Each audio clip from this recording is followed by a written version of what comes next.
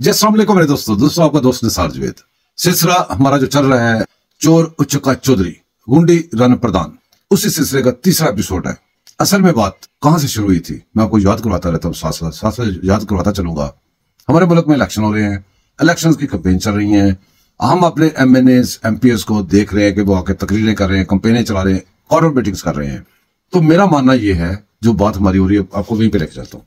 मेरा मानना यह है, ये कंपेन्स नहीं है ये जो हमें नजर आ रही है। कंपेन्स असल में बिहाइंड चल रही होती हैं। जो चौधरी झूठे चौधरी हैं, जो उनकी कंपेन्स है ना, असल में कंपेन्स वो है।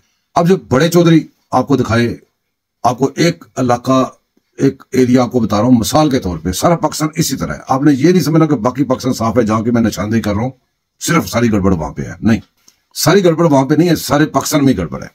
चौधरियों ने अपनी चुदराहट को कायम रखना होता है। वो ऊपर से ताकत लेते हैं, नीचे ताकत दे देते हैं। नीचे किसको ताकत देते हैं? नीचे उन्होंने चौधरी आगे फिर चौधरी रखे होते हैं। वो चौधरी सेकंड चौधरी होते हैं, फिर थर्ड चौधरी, फिर फोर्थ चौधरी, फिर जाके वो शुरू होते हैं जो मजारे और जो मफरूर और चोर डाकू जो उन्होंने भर्ती किए होते हैं। चोर ने चोरी करनी है तो उसने पकड़े जाना है। पकड़े जाना तो छुड़ाना किसने है? उसी चौधरी ने। उससे नहीं बात बनेगी, उससे बड़े चौधरी पे जाएगी बात, उससे नहीं बात बनेगी, उससे बड़े चौधरी पे जाएगी। इसी तरह एक सिलसिला बना हुआ है। मफरूर है तो उसने मफरूरी काटनी है, किसके सर पे काटनी है? ऐसे चौधरी को सर पे काटनी है। इन्होंने फिर उनको फीड करने के लिए तो 2 नंबर काम करने हैं। 2 नंबर काम में बहुत सारे काम आते हैं, चोरी डाका। आपको पता है कि वारदात होती है, पकड़े नहीं देते लोग। कई वारदातों के आज तक मुजरम पकड़े नहीं गए। वो मुजरम कौन होते हैं? वो इन चौधरी को होते हैं, जो चौधरी अपने मुजरमों को बचा कर निकाल के ले जाते हैं, फाइलों का पेट हमेशा के लिए बंद कर देते हैं। असल जो कंपेन चल रही है, मेरा मानना यह है कि वो कंपेन चल रही है। आप जिस कंपेन के पीछे देख रहे हैं वो MNAs MPs की कंपेन है। वो बेचारे मासूम लोग हैं। उन्होंने मैक्सिमम क्या कि गंदा नाला बनवा दिया, कोई सोरिंग लगवा दी, कोई थोड़ी बहुत कमीशन खा ली, इससे ज्यादा उनका कुछ नहीं था। वो भी इन चौधरियों के हाथ से मजबूर होते हैं। क्यों? उन्होंने वोट लेने होते हैं। कई जगह से वो बदमाशी से इनको वोट ले देते हैं, कई जगह से अपने घरों के वोट देते हैं, और ये मजबूर होकर उनका कहना मानते हैं। उन्होंने एक आध सिफारिश करनी होती है इनके लिए, एक आध इनका काम कर देना होता है, इससे ज्यादा उनका कुछ नहीं होता। असल में जो कंपेन इस वक्त चल रही है, जो आपको नजर नहीं आ रही। आपको जैसे मैंने बताया था कि गुंडी रन प्रधान कौन है? गुंडी रन प्रधान आपको बता चुका हूं। वो एक वर्दी है ताकतवरों की। और कौन से ताकतवरों के? जो गलत ताकतवर है। अच्छे ताकतवरों की वही वर्दी जो हमारे लिए वर्दी पहनते हैं, हमें तो फंस देते हैं, हमारे लिए रात दिन जागते हैं, हमारे लिए कुर्बानी देते हैं, हमारे लिए जाने देते हैं। और जो गलत है वो उसी वर्दी को गुंडी रन बना के हमारी चोर डाकुओं को बना देते हैं, उनको संभालते हैं, उनको फीड करते हैं। फीड कहां से करना है इन्होंने? इनके अपने बैंक तो है नहीं है। वो जो चोरियां डाके फिर बाहर होते हैं, कब्जे होते हैं। असल में सारा काम चलता है कब्जों में। पहले एक DHA था, पहले एक आध बहरिया थी, पहले एक आध कोई और कॉलोनी थी। अब आप पूरे पाकिस्तान में चले जाएं, हर शहर में घुसेंगे, पहले DHA मिलेगा आपको, बहरिया मिलेगी, और ये सारा कुछ मिलेगा। और वो गुंडी रन प्रधान उसके पीछे होगी लास्ट में। उसके बगैर वो कर ही कुछ नहीं सकता।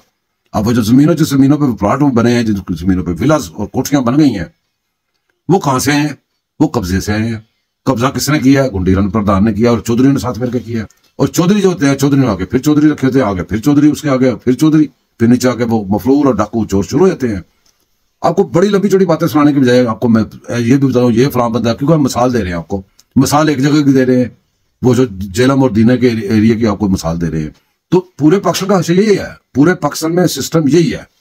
जरूरी नहीं कि जहां के हम बात करें सिर्फ वहां पे ऐसे है और बाकी पाकिस्तान साफ है, नहीं। सारे पाकिस्तान का यही है। जो आप दीने जेलम की तरफ जाते हैं, आजाद कश्मीर को, जो हमारा आखिरी गांव है, उसका आपको नाम भी बताऊंगा। वहां पे जो इन्होंने गुल खिलाए वो भी बताऊंगा। वो आगे से चलता रहेगा। अभी फिलहाल जहां तक बात रोकते हैं, पीछे जाते हैं।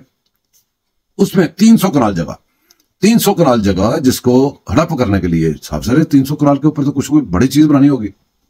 तो वो चोर और डाकू जाके वहां पे प्रेशर देके वो 300 कनाल जगह छीनने के लिए कार्रवाई डाल चुके, कागजात में रद्द बदल कर चुके, और फिर वो कोर्ट्स में केस चल रहे हैं अभी तक। वो जब इनके हाथ से निकल जाता है, फिर कोर्ट्स में जाकर स्टे लेते हैं, लटका देते हैं। इंतजार करते हैं वो शरीफ लोग या तो डर के खुद ही लिख के दे दें, या उनमें से कोई मर जाए, या उनमें से कोई 1-2 कत्ल कर दे, तो फिर वो हड़प कर जाए।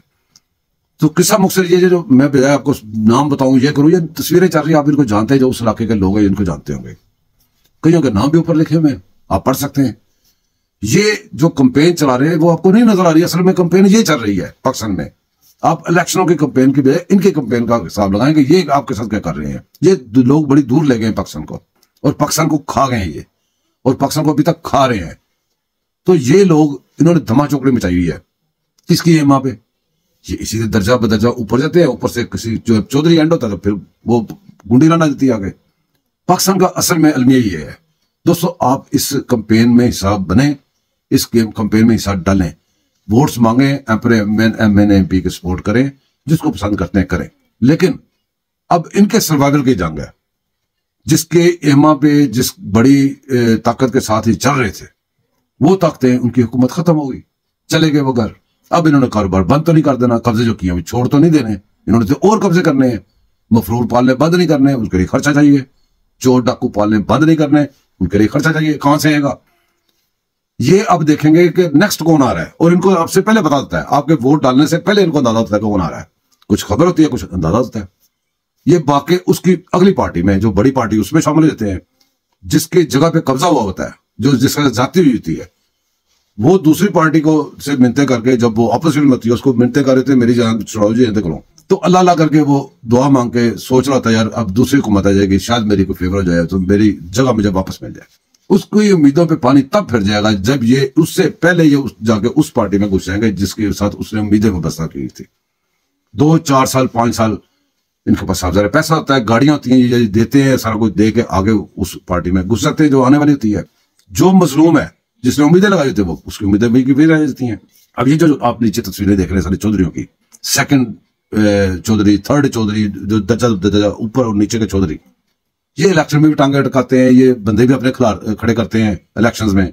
अब ये इनको पता चलेगा कि नून लीग आने वाली है, अब ये नून लीग में घुस रहे हैं सारे। और मेरी गुजारिश है नून लीग को भी और दूसरों को भी, ये जो आप ऊपर की कंपेनें तो कर रहे हैं, ये नीचे की कंपेनों पे ध्यान रखें। चोर चुके चौधरी जो आपकी आ रहे हैं ना सारे पार्टीज में, ये आपके फेवर में नहीं जाएंगे।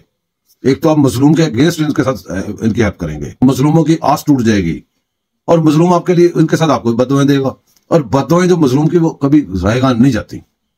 मेरी गुजारिश है नून लीग को स्पेशली, क्योंकि ज्यादा लोगों को ये उम्मीद होगी कि नून लीग ने आना है, और जो कंपेनें आपको सामने नजर आ रही, उनके अलावा ये जो नीचे वाली कंपेनें हैं जो खुफिया है, इनका बहुत ज्यादा प्रेशर है, और ये भाग भाग के नून लीग की तरफ भाग रहे हैं।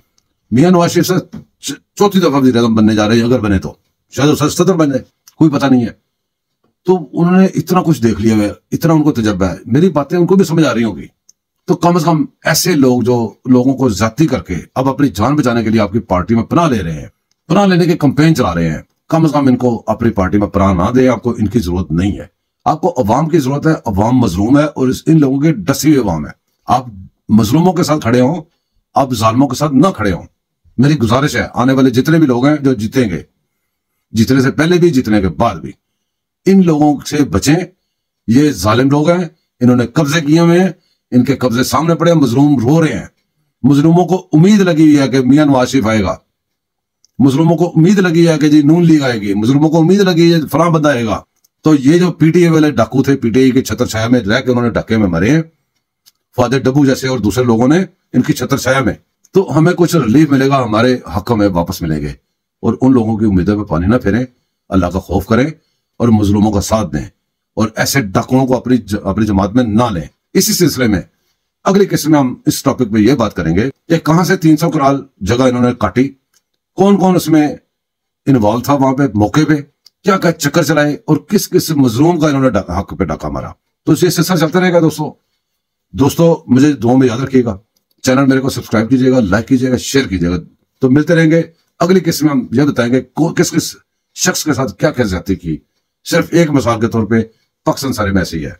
अल्लाह हाफिज।